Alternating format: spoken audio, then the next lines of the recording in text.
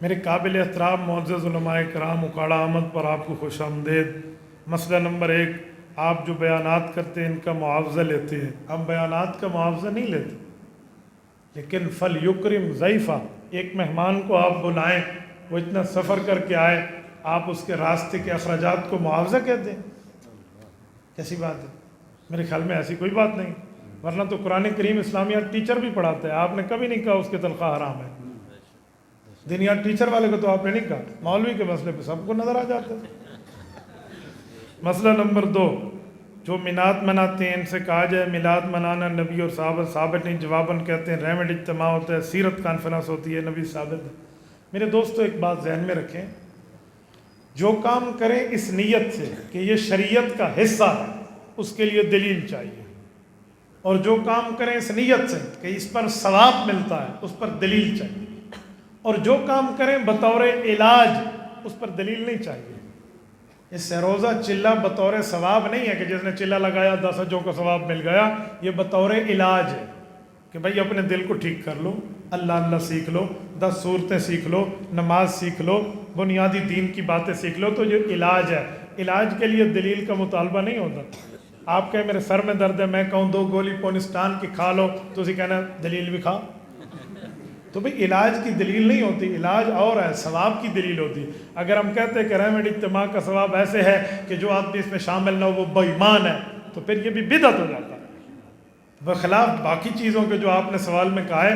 وہ ہمارے بھائی تو کہتے ہیں بہت بڑا ثواب ہے کریں، اور جب ہم کہتے ہیں یہ ثواب حضور کو نظر کیوں نہیں آیا، صحابہ کو کیوں نہیں آیا، اہل بیت کو کیوں نہیں آیا، تو بھائی ثواب نہ کہہ، تو اپنا رسم و رواج کہہ دے، اپنا مزاج کہہ دے، تو کہہ دے میرا مزاج ہے، ہم کہیں گے کرو، کوئی نہیں مسئلہ۔ آپ کہو گے نا ثواب ہے، تو اعتراض پیغمبر کے صحابہ پر آئے گا، پیغمبر پر آئے گا کہ یہ ثواب انہیں تو نظر نہیں آیا تھا۔ ہم کوئی ریمڈ اجتماع کے ثواب کی لسٹیں نہیں بتاتے، ہم علاج کہتے ہیں۔ ہم کہتے ہیں جو آئے وہ بھی ٹھیک، جو نہ آئے وہ بھی ٹھیک۔ آپ بھی کہہ دو جو ہمارے جلوس میں آئے وہ بھی ٹھیک، جو نہ آئے وہ بھی ٹھیک، میں کہوں گا ٹھیک ہے۔ لیکن آپ تو کہتے ہیں جو آیا نیک ہے، جو نہیں آیا وہ ابلیس ہے۔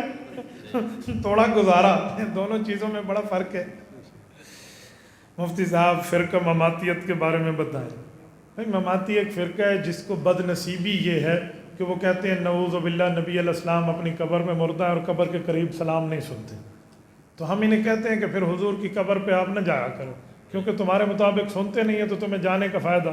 ایک مماتی حضرت ہمیں ٹکرا مسجد نبوی میں، تو مجھے کہہ رہے تھے سلام اکٹھے پڑھنے جائیں گے۔ میں نے کہا تو کیوں جائے گا، تیرے مطابق تو سنتے ہیں نہیں، تینوں جان دی اجازت دیتی کسے، یہ ہم جائیں جو ہم کہتے ہیں کہ حضور پاک علیہ الصلوۃ والسلام سنتے ہیں۔ تو یہ ایسی فضول سی باتیں ہیں ان حضرات کی، تو اس فرقے سے رب محفوظ فرمائے، اس کے کوئی دیوبندیت سے، اہل حق سے، علماء کرام سے کسی قسم کا کوئی واسطہ آستہ نہیں ہے۔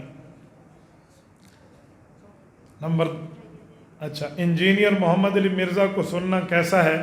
میرے دوستو ایک بات ذہن میں رکھو، اگر آپ نے نقشے بنوانے ہو نا گھر کا، گلی کا، تھلی کا، تو انجینئر سے بنوا لیں، کوئی مسئلہ نہیں۔ آپ نے مسئلہ پوچھنا ہو تو علماء کے پاس ہے، وہ انجینئر صاحب صرف انجینئر ہے، عالم نہیں ہے۔ یا تو عالم ہوتے، پھر عالم بھی ہو انجینئر بھی ہو تو پھر ٹھیک ہے، حضرت جی پیر ذوالفقار احمد نقشبندی دامت برکاتہم انجینئر بھی ہے، عالم بھی ہے، بالکل ٹھیک ہے، کوئی پرابلم نہیں ہے۔ لیکن علی مرزا تو جسٹ انجینئر وداؤٹ عالم ہے، وہ عالم نہیں ہے۔ تو جب عالم نہیں ہے تو آپ اسی عطار کے لونڈے سے دوا لیتے ہیں، تو بھائی آپ نے کوئی دین کا علم لینا تو علماء سے لے لیجیے۔ میں نے تو کئی بار آن ایئر مرزے کو کہا ہے کہ تجھے مولوی بننے کا شوق ہے تو عالم بن جا، کہتے ہیں نہیں مولویوں کی کوئی علم میراث ہے۔ تو بھائی ایک بندہ کہے مجھ سے آپریشن کروا لو، کوئی کہے تو ڈاکٹر ہے، وہ کہے گا کوئی میڈیکل ڈاکٹروں کی میراث ہے، میں ڈاکٹر ہوں، آپ اس سے انگلی کا آپریشن نہیں کرائیں گے، گردہ اور معدہ تو دور رہا۔ تو آپ کو جان اتنی پیاری ہے، ایمان پیارا نہیں ہے، اس کے لیے آپ کو انجینئر ملے ہوئے ہیں۔ تو بھائی مرزا جونیئر ہو یا مرزا سینئر ہو، ہم دونوں سے بچتے ہیں۔ ایسا مدرسہ جہاں طلبہ کافی ہو، کھانا نہ بنتا ہو، وہاں زکوٰۃ صدقات دے سکتے ہیں؟ بھائی زکوٰۃ صدقات دینے کا طلبہ کو مطلب یہ تھوڑی ہے کہ وہاں کھانا بنتا ہو۔ بھائی زکوٰۃ دینے کا مقصد یہ ہے کہ کسی غریب کو اس کا مالک بنا، کھانا پکتا ہو یا نہ پکتا ہو، آمدنی ہو یا نہ ہو، اگر غریب ہے اور مستحق ہے تو اسے جا کر مالک بنا دے، اس میں کون سا مسئلہ ہے؟ یار زکوٰۃ کے بارے میں لوگ بہت پریشان ہیں۔ ایک شخص کو میں نے جمعے میں کہا، جمعے کی نماز کے بعد کہ زکوٰۃ، انہیں میں نے کہا فلاں فلاں پہ لگتی ہے، کہتے اچھا تو اس نے کہا مجھے کوئی ایک دو گھر بتا دیں جو غریبوں کے ہوں. میں نے کوئی دو چار گھروں کے نام بتائے. اگلے دن میرے پاس فون کر کے وقت لے کر آ گئے. مجھے کہتے حضرت ان پہ تو زکوٰۃ نہیں لگتی.